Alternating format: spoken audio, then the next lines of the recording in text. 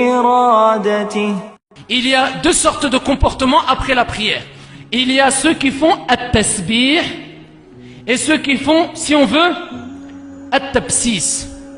C'est quoi? ما هو الفرق بين التسبيح والتبسيس؟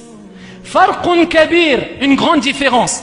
At-tasbih, c'est quoi? Le fait de faire après la prière et de dire Subhanallah, Subhanallah, Subhanallah, Subhanallah, Subhanallah, Subhanallah 33 fois. Après, Alhamdulillah 33 fois. Après, Allahu Akbar 33 fois. Après, La ilaha illallah, wahdahu la sharika lah, lahul mulk wa lahul hamd, wa huwa ala kulli shay'in qadir. Qala Rasulullah alayhi salatu wa salam, toute personne qui après la prière, il dit 33 fois Subhanallah, 33 fois Alhamdulillah, 33 fois Allahu Akbar. Ensuite, il dit La ilaha illallah, wahdahu la sharika lah, lahul mulk wa lahul hamd, wa huwa ala kulli shay'in qadir. Tous ses péchés sont pardonnés. Tous ces péchés sont pardonnés. Et avant cela, il y a d'autres choses que le prophète nous a dit de dire. Il nous a recommandé de dire, comme le fait de dire 3 fois Astaghfirullah. Ensuite, Allahumma anta salam wa minka salam tabarakta ya dhal jalali wal ikram.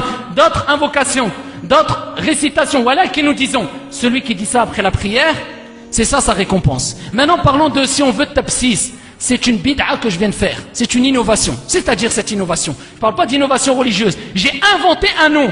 Un mot qui n'existe pas. Voilà qui a apparu récemment. C'est le tabsis. Ça veut dire quoi? Est-ce qu'il y a une différence entre Subhanallah, Subhanallah, Subhanallah et pss, pss, pss, pss, pss, pss, pss, pss, pss.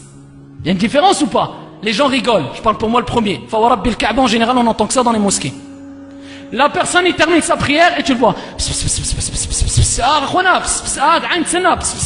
C'est quoi ça, ya ibadallah? Est-ce qu'il y a Subhanallah qui a été dit ou est-ce qu'il y a ou je ne sais quoi qui a été dit? Rabbil Kaaba, tu te rendras compte que la personne, quand il va s'efforcer à dire Subhanallah, Subhanallah, Subhanallah, il va se rendre compte ici que c'est une gymnastique de la bouche, tellement qu'il n'a pas eu l'habitude de dire Subhanallah comme il se doit. Et il va se rendre compte que peut-être pendant des années, il ne disait pas Subhanallah, mais il disait Subhanallah, Subhanallah, Subhanallah. C'est quoi ça? Et ça, c'est une honte. Là, tu glorifies Allah. Tu sais, ça veut dire quoi? Gloire à Allah. Et là, tu manges les mots et les lettres et tu dis ou je ne sais quoi, comme la personne que tu vas voir avec une sorte de tasbih, comme ils disent, d'accord, ou bien chapelet, et plusieurs noms sont apportés, et tu vois, il parle avec les gens, où il boit du thé, il est comme ça, comme si c'était mécanique. Tu fais quoi là? Subhanallah. Donc ici, nous disons, soit on glorifie Allah, ou soit on joue avec la religion, ou soit on est en train d'agir avec un manque de pudeur énorme envers Allah Azza wa Jal. Après la prière, on doit se poser et pas se précipiter comme certaines personnes font. À peine il a fait assalamu alaykum wa rahmatullah, à peine il a fait le deuxième taslim, khalas, il est parti. Alors tu dis peut-être il y a une urgence, la haraj, il n'y a pas de problème. Ou alors la personne, ici tu vas dire, ici il a un rendez-vous urgent ou autre, il se précipite après le taslim de partir, la haraj. Walakin rubbama tu vas le voir devant la mosquée. C'est